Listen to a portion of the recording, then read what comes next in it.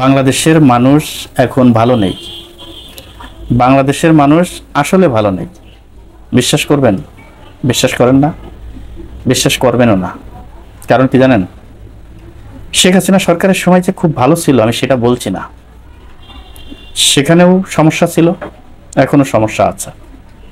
আসলে কি জানেন, আমাদের দেশে যারাই ক্ষমতা পায়, যারাই ক্ষমতা হাতে পায়, তারাই কেমন যেন দেশের প্রতি তাদের আর ভালোবাসা থাকে না, দেশের প্রতি আর টান থাকে না, দেশের মানুষের কথা আর মনে থাকে না। তখন নিজের স্বার্থর কথা চিন্তা করে, শুধু যে চেয়ারেই বসুক না কেন, যে যেখানেই বসুক, সেখান থেকে শুধু এরকম চিন্তা ভাবনাই আমরা দেখতে পাচ্ছি বাংলাদেশের মানুষের। আসলে এটা কেমন যেন একটা কালচার হয়ে গিয়েছে। এর কারণটা কি? আসলে এর কারণটা কি? আমি যে বলছি যে বাংলাদেশের মানুষ ভালো নেই, এর প্রমাণ আপনাদেরকে আমি এখন দিব। এর প্রমাণ দিয়েই আমি কথা বলবো। দেখেন, আমি কেন এই ভিডিওটি করেছি।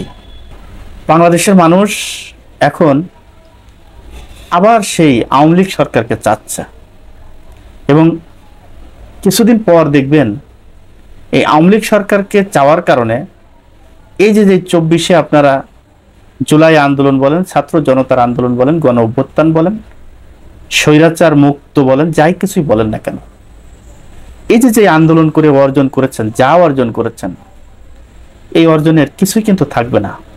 আবার যদি আওয়ামী লীগকে মানুষ চায়, সাধারণ জনগণ যদি মুখ ফুটে বলে ফেলে যে আওয়ামী লীগ সরকারকে আমরা চাই, তাহলে কিন্তু আওয়ামী লীগ আর পালিয়ে থাকবে না। দেখবেন যে বিভিন্ন জায়গা থেকে এই দেশে বিভিন্ন সাইড দিয়ে কিন্তু ঢোকা শুরু করেছে, আওয়ামী লীগের মিছিল মিটিং শুরু করেছে, আওয়ামী লীগের প্রোগ্রাম শুরু করেছে, আওয়ামী লীগ রাজনীতি করা শুরু করেছে। এটা দেখবেন, যদি আপনারা এই চিন্তা ভাবনা থেকে সরে না আসতে পারেন, নিজের স্বার্থের চিন্তা ভাবনা থেকে যদি সরে না আসতে পারেন, তাহলে আমি যেটা বলছি ঠিক সেটাই হবে। আমি কিন্তু আন্দাজে বলছি না ভাই, আমি বুঝে শুনে বলছি, জেনে শুনে বলছি। কিছুদিন আগেও সাধারণ মানুষের মুখ থেকে এই শেখ হাসিনার বিরুদ্ধে অনেক স্লোগান শুনেছি, অনেক বক্তব্য শুনেছি। সেগুলো কিন্তু মানুষ ভুলে গিয়েছে। শেখ হাসিনা কি করেছে সেটি কিন্তু মানুষ ভুলে গিয়েছে। কারণ কি জানেন?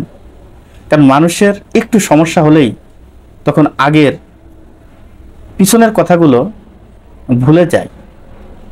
দেখেন, ইতিমধ্যে সাধারণ মানুষ বলা শুরু করেছে যে আওয়ামী লীগ সরকার ভালো ছিল। আমি নিজে ব্যক্তিগত বানিয়ে বলছি না, আপনাদেরকে একটা ভিডিও দেখাচ্ছি। সেই ভিডিওটা দেখার পর তারপরে এই বিষয় নিয়ে কথা বলবো। আগে শুনছি যে গ্যাস আওয়ামী লীগের সরকার বাইরে পাচার করছে, এখন যে গ্যাসটা তার সাথে বেশি সমস্যা দেখা দিছে। এই গ্যাসটা কোথায় যেতে আছে? আগে তো মোটামুটি ভালোই চলছি, ঢাকা শহরে হয়তো ইনকামও করছি, বাজারও চালাইছি, সংসার চলছে। চাউল যদি 80 টাকা হয়েছে 80 টাকা, বেগুন যদি 60 টাকা কেজি আসলে হয়তো চলতে পারছি, খাইতে পারছি। কিন্তু এখন তো টাকা ইনকাম করতে পারতেছি না, আর কিনতেও পারতেছি না, আর খাইতেও পারতেছি না। আওয়ামী লীগ সরকার থাকতে বললে ভালোই আছিলাম। কি ভাই, আমি মিথ্যা কথা বলছি? না, মিথ্যা কথা বলি নাই। কারণ আপনাদের স্বভাব, আপনাদের কালচার, আপনাদের চলাফেরা, আপনাদের বক্তব্য, আপনাদের কার্যক্রম, সমস্ত কিছু দেখে মানুষ এখন এই ইউনূস সরকারের প্রতি অতিষ্ঠ হয়ে যাবে। দেখবেন কিছুদিন পর ইউনূস সরকারের বিরুদ্ধে বিএনপি আন্দোলনে ডাক দিবে, সেই আন্দোলন দেখবেন সাধারণ মানুষ সাড়া দিবে। কারণ কি জানেন? এই যে লোকটা যে কথাটাই বলেছে যে আওয়ামী লীগ সরকার যদি ইন্ডিয়ার সাথে সম্পর্ক করে ইন্ডিয়াকে যদি সব দিয়েও দিয়ে থাকে, তাও তারা গরিব মানুষ, তারা ভালো চলেছে, তখন ইনকাম করেছে, গ্যাস পেয়েছে। এখন লাইনে গ্যাস পাচ্ছে না, ঘন্টার পর ঘন্টা দাঁড়ায় থেকে তাদের সময় ব্যয় করে তারা যে 200-400 টাকা ইনকাম করে পকেটে নিয়ে বাসায় যাবে, বউ বাচ্চাদেরকে বাজার করে খাওয়াবে, আরে ভাই সেটাই তো পারছে না। তা তারা কি ওই শেখ হাসিনার কথা তো বলবেই? তা এভাবে যদি এক এক করে সব সাধারণ মানুষ, এরা কিন্তু সাধারণ মানুষ, এরা কিন্তু কোনো রাজনীতিবিদ না, কোনো দলের লোক না, কোনো পক্ষের লোক না, এই সাধারণ মানুষ যদি একবার আওয়ামী লীগকে চায়, তাহলে দেখবেন আওয়ামী লীগ আবার ক্ষমতায় আসতেছে। আর আওয়ামী লীগ যদি একবার ক্ষমতায় আসে, তাহলে আপনারা এই উপদেষ্টার চেয়ারে বসে আছেন, বলছেন সংস্কার সংস্কার, এই সংস্কারের কথা আর বলতে পারবেন না ভাই, বলার সুযোগ থাকবে না।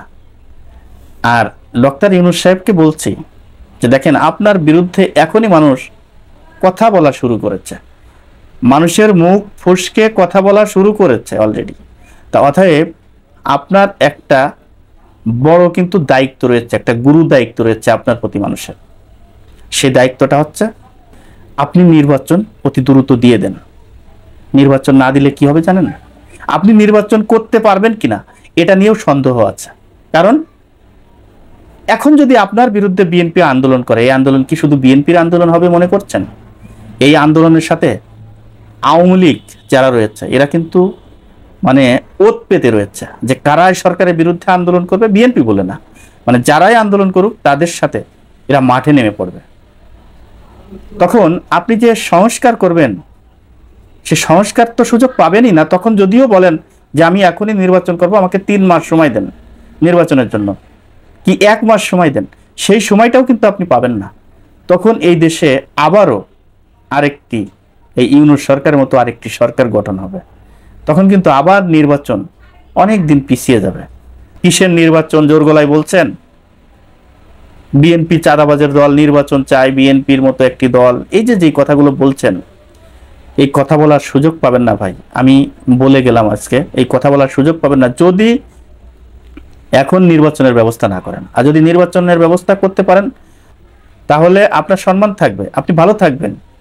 এবং শুধু তাই নয়, তখন দেশের মানুষ বিএনপির বিরুদ্ধে স্লোগান দেবে। কারণ এই দেশের মানুষ যেই সরকারি ক্ষমতায় আসুক, যদি তার নিজের স্বার্থের ব্যাঘাত ঘটে, দেখবেন সাথে সাথে সেই সরকারের বিপক্ষে কথা বলা শুরু করেছে। তখন বিএনপির বিপক্ষে যখন কথা বলবে তখন এনসিপি আপনারা দল গঠন করতে পারবেন, দলকে শক্তিশালী করতে পারবেন, দলকে বড় করতে পারবেন, জনসমর্থন পাবেন। জামাতে ইসলামও ঠিক তাই। তা এখন যদি আপনারা ক্ষমতায় থেকে যদি বলেন সংস্কার করতে হবে, নির্বাচন দেওয়ার দরকার নাই, নির্বাচনের দেরি আছে, তাহলে জনগণের কাছ থেকে আপনারাও ছিন্ন বিচ্ছিন্ন হয়ে যাবেন। আমি বলে গেলাম আজকে, কথা মানেন আর না মানেন। দর্শক, আজ এই পর্যন্তই। পরবর্তী ভিডিও দেখার অনুরোধ জানিয়ে এখানে বিদায় নিচ্ছি। আমি মোহাম্মদ মিতুল হোসেন। আসসালামু আলাইকুম ওয়া রাহমাতুল্লাহি ওয়া বারাকাতুহু।